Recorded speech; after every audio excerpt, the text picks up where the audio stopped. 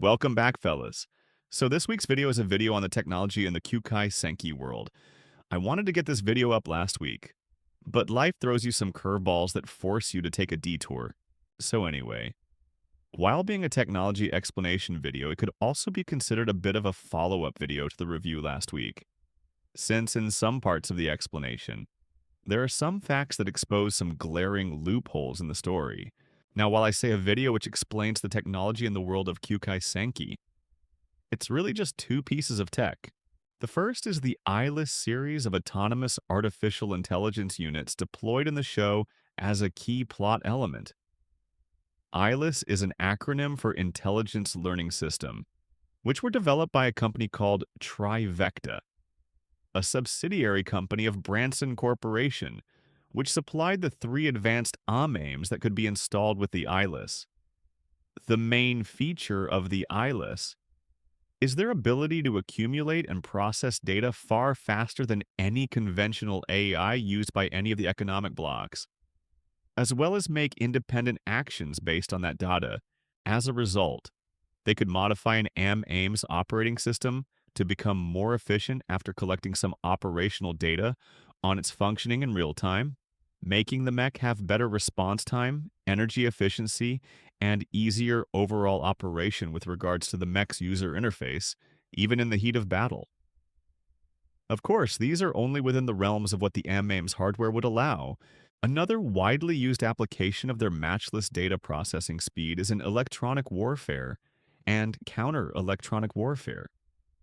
Since they could blast through complex systems that run city infrastructures, which should have significant safeguards against hacking with ease, as well as early warning against enemy encroachment, which the resistance cell called Yatagarasu used like crazy to avoid being caught and wiped out by any of the economic bloc militaries. As a matter of fact, it is not possible to sneak up on Yatagarasu thanks to this application of the eyeless. The reason being that it is impossible to perform any kind of comprehensive search mission without advanced means of communication equipment to better coordinate search squads, which sends out encrypted data signals that the eyeless can detect within a wide range. Without any kind of equipment expansion options given to the eyeless to further enhance their capabilities. This application is also why neither satellite imaging nor stealth technology are viable options for finding them. In that age of sophisticated technology, almost everything is online or digital. The eyeless cannot be fooled. You would pretty much have to go the Arnold Schwarzenegger route in Predator, using old-school techniques that do not utilize a speck of technology in your tactics. But, as you can guess, it's a catch-22 in this sense. To find them, you need to use advanced search technologies. But that gives those forces away, and the rebels would be long gone by the time those forces arrive on scene. And if you compensate for the lack of technology by using a larger amount of ground personnel to comb the territory, you would be easily spotted by the Resistance's own perimeter sensors or patrols, and they would run away before you get near. Quite a conundrum.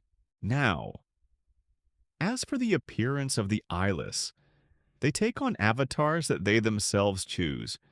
They also have their own distinct personalities based on a sort of imprinting of traits that they were exposed to via their caretakers during their development.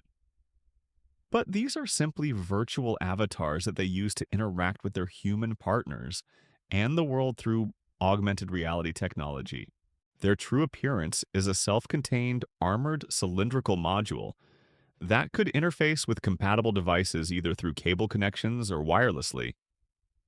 The cylinders also have a built-in power supply, so the eyeless could still perform some actions as standalone units until their power runs out. It goes without saying that should there be sufficient damage inflicted to the unit, that damages the internal components which make up the system core of the eyeless. The eyeless could cease to exist, or at least that version of the eyeless, as it was seen in the final episode that Wild Guy went offline due to damage to the system core unit. But the core coding model of Guy was recoverable. As a result, A salvaged version akin to a child version of Guy was seen accompanying Ammo in his travels, which would need to accumulate new data through experiences from then onwards with Ammo, creating a new iteration of Guy. So, with the eyeless explained, let's move to their origin. The Zero prototype, which was christened Ghost by its victims. This was the original working model of the autonomous AI concept. But while having advanced data processing and independent decision-making features, which autonomous AI would come to be known for, its logic and control systems were incomplete, and due to an accident orchestrated by German Gobert to let Ghost escape its testing facility at Branson Corporation with an experimental AMAIN body, it just began attacking anything it deemed a threat, almost as though it were an animal driven just by instinct. But this is where there was a problem in the anime story's logic. Don't you guys think it's strange that only Ghost could override the equipment locks on enemy AMAIN equipment? The fact is that Ghost is the original autonomous AI, and the eyeless were created as more stable versions of it, with all of the completed logic and control systems that weren't completed with Ghost. So, it's strange that this equipment override ability is found only on Ghost. It's even more baffling because the eyeless could hack into city infrastructure systems and satellite surveillance systems. And you mean to say that they couldn't override a measly equipment lock on an enemy AMAIM's rifle?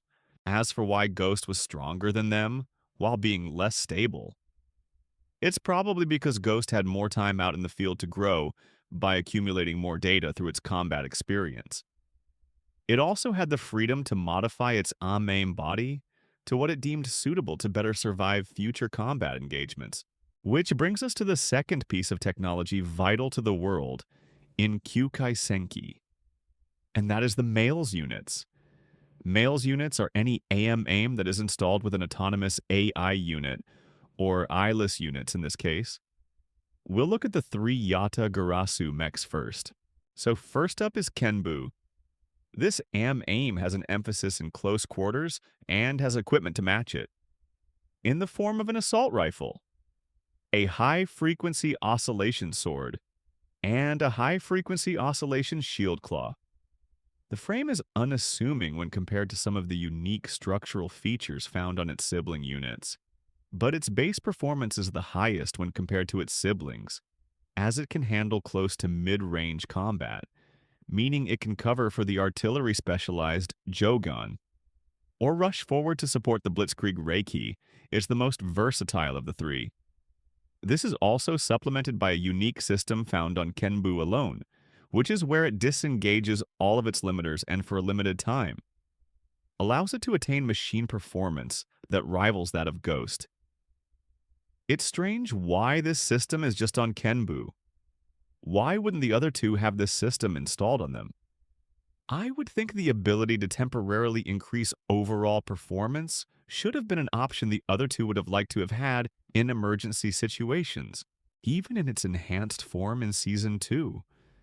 Nothing much changed outside of its overall performance being improved and sporting a new model oscillation sword that's larger than its old one, as well as having its only form of ranged combat being a forearm-mounted assault gun, pushing it further towards a close-quarters specialized unit than an all-rounder. But anyway, next up is Jogan.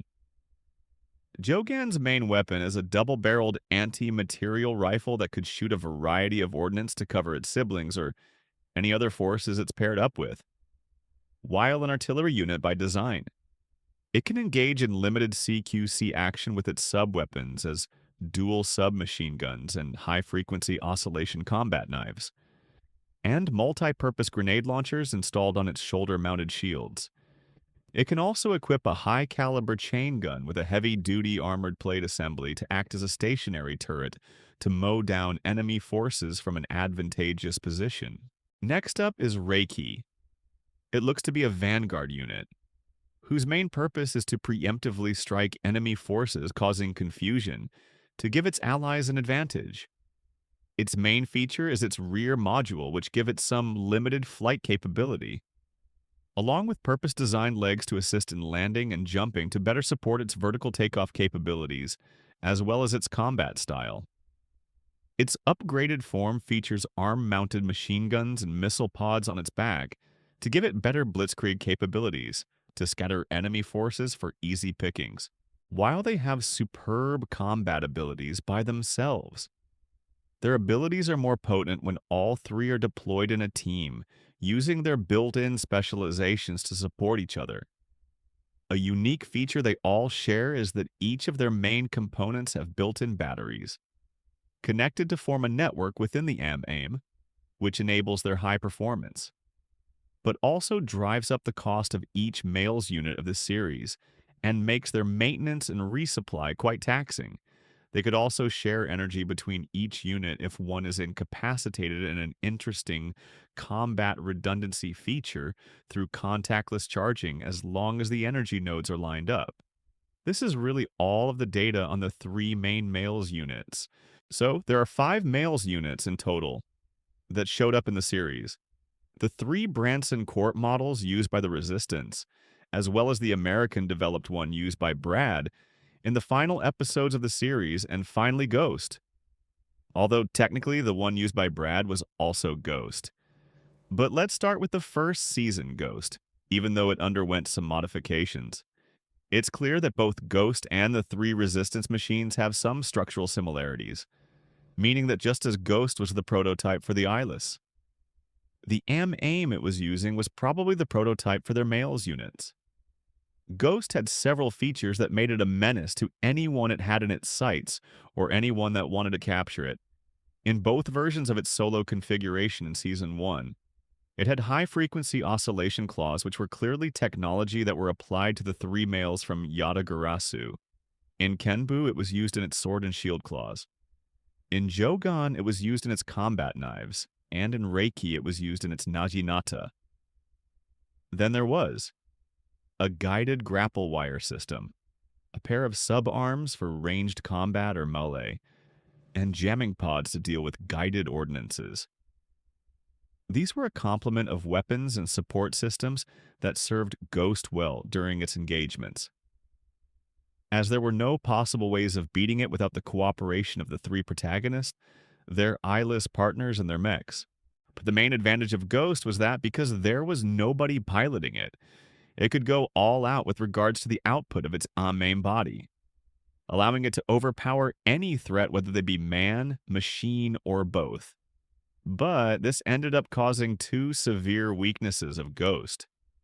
The first one being that this high output had a corresponding high energy consumption, which gave Ghost a time limit on how much time it had to either decimate the enemy or retreat if it was unable to win. While it had a measure to siphon energy from other machines, it would still be in danger if there was not sufficient energy remaining. The other weakness is that its ultra-high processing speeds and movements of its AMAIN body generated massive amounts of heat, which would threaten to stall, overload, and destroy the mech, if not properly dissipated, resulting in a dedicated heatsink unit located at the rear of the machine that serves as a conspicuous target. But Ghost seems to have one more unique feature. Ghost most likely uses the compartment in its AMAIN body that would have been used to install a cockpit as a storage unit for small drones that could enact repairs and emergency jerry-rigging of some of its components after a battle. It also probably has caches of component supplies littered in certain areas where it operates. This is how it's able to repair itself relatively quickly. Now let's move on to Season 2 Ghost. It uses the new American model AMAIN as its base, but is radically customized for high performance. So much so that it gave the modified Kenbu a run for its money, with Branson Corporation AMAINs having clearly better quality components and performance. To be honest, I think Ghost Season 1 form was probably more advanced and powerful than the AMAIN it's using in Season 2. But this was another confusing part of the story for me. What the hell was Brad's role in that fight? He didn't do anything, he was just along for the ride. while getting battered by the G-forces he was exposed to with Ghost moving without a care that Brad was on board. This brought up another question with regards to males and their pilots. Just how much of the actual fighting was done by the eyeless, and how much did the human pilot contribute? I'm saying this because there was no way Ammo had reflexes that could match Ghost's handling of its AMAIN body. I realize it's just a story, but the math's not mathing. This is another of the reasons that the story element of AI was handled poorly. Actually, no. This entire story was handled badly. I'll end the video here. Till next time. Bye.